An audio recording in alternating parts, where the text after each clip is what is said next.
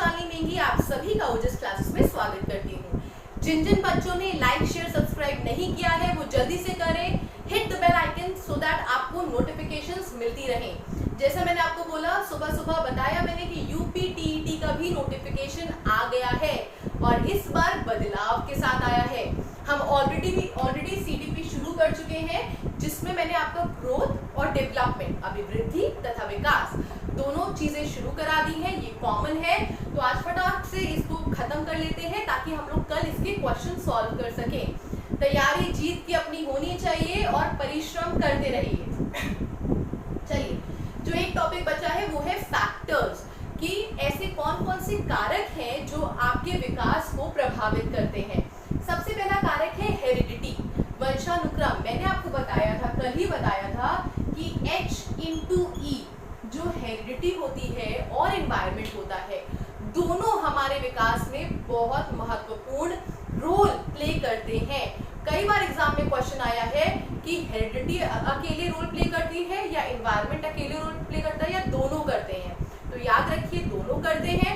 और अगर आपके पास आए, ऐसे आपके पास आएगा H+E करता है, H-E करता है, H/E करता है या H/E करता है, तो ध्यान रखिए H/E, heredity multiplied by environment. इसका मतलब क्या है कि दोनों के फैक्टर्स, आपके जीन्स के, हेरिडिटी मतलब जेनेटिक, प्लस आपके सराउंडिंग के, everything except your genes is your environment, तो आपके सराउंडिंग के दोनों के फैक्टर्स इक्वली इंपैक्ट करते हैं आपके डेवलपमेंट को। नेक्स्ट है आपका बायोलॉजिकल। आप बायोलॉजिकली साउंड है कि नहीं है, आपके सेल्स में डिफॉर्मिटी तो नहीं है, फूड शेल्टर कैसा है, इन सब का आपके डेवलपमेंट पर असर पड़ता है। इंटेलिजेंस, आपकी बुद्धि कैसी है, जी बुद्धि का बहुत असर पड़ता है। अगर आपकी बुद्धि, आपका IQ अच्छा है तो आपका डेवलपमेंट भी अच्छा माना जाता है। सोशल यानी कि सामाजिक, समाज बेटा हमारे डेवलपमेंट में बहुत इंपॉर्टेंट रोल प्ले करता है। हमारा समाज, कुरीतियों से घिरा हुआ इंसान कभी भी डेवलप या विकासात्मक सोच नहीं रखेगा।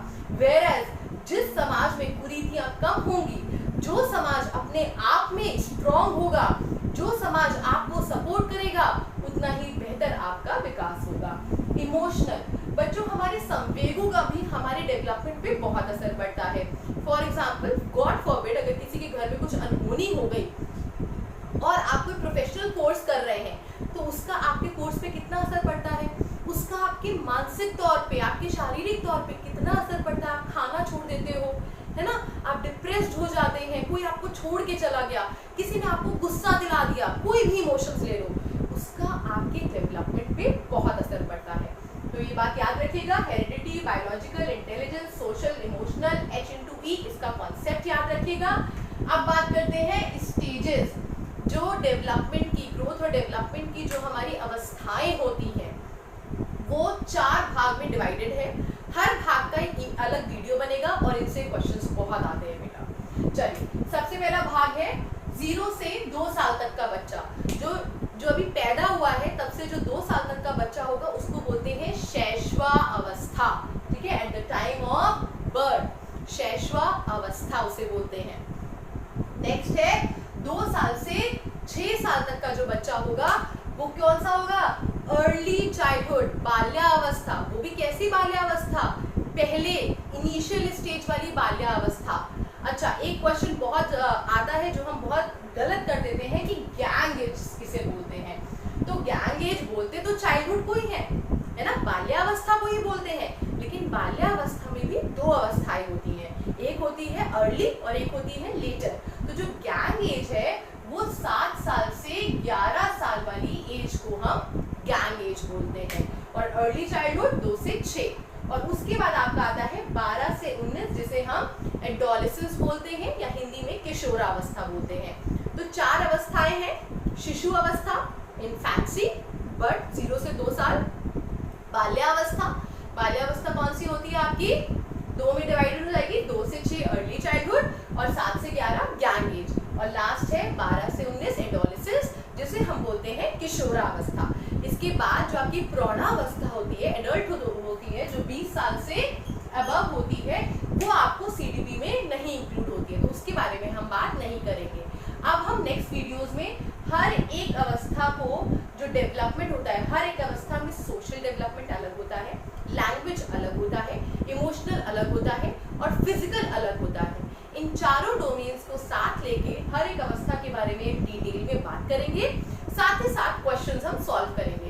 इनमें से कैसे क्वेश्चंस आते हैं, एक मैंने आपको H/E वाला बताया है, एक क्वेश्चन आएगा।